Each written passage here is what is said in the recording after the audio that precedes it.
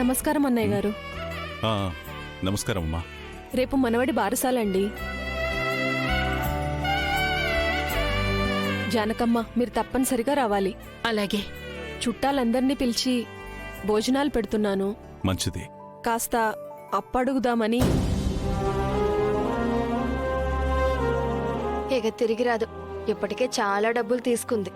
ఎంతమ్మా? 2 లక్షలు అన్నయ్య గారు. తొందరలోనే తిరిగిచ్చేస్తాను. పెద్ద మొత్తంలోనే అడుగుతుంది. బారసాలకి అప్పు చేసి మరి 2 లక్షలు ఖర్చు చేయడం ఎందుకమ్మా?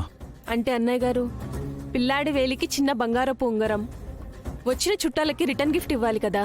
చూడమ్మా, మనిషి ఆశపడ్డంలో తప్పులేదు.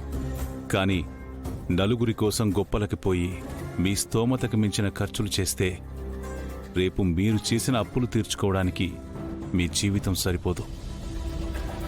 అది కాదన్నయ్య గారు. చూడమ్మా, చుట్టాలు ఉదయం వచ్చి సాయంత్రం పోతారు. ఆ తర్వాత మీతో ఉండేది మీ కష్టాలు. అప్పుడు మిమ్మల్ని ఎవరూ పట్టించుకోరు. నేనెందుకు చెప్తున్నానో ఆలోచించు. పంట అమ్మితే డబ్బులు వచ్చేస్తాయి, అప్పుడు ఇచ్చేస్తాను. ఇప్పటికే చాలా అప్పు తీసుకున్నావు. మళ్ళీ అప్పు అంటే పార్వతి, తన సొంత ఖర్చులకేం కాదు కదా, శుభకార్యమని చెప్తుంది కదా.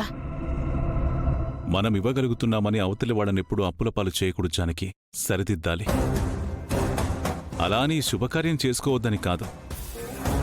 ముక్కు పచ్చలారని పసివాడి సంతోషాన్ని చూసేటప్పుడే మీకొచ్చే సమస్యల్ని చూడకుండా వదిలేకండి.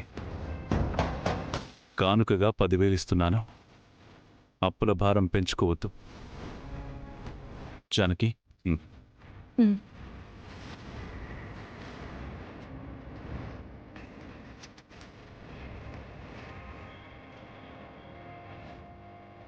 తీసుకోమ్మా.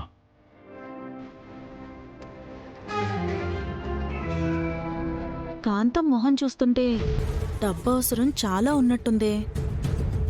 తన అవసరాన్ని మన అవకాశంగా వాడుకుందాం. మన దగ్గర చిట్టి డబ్బులు చాలా ఉన్నాయి కదా.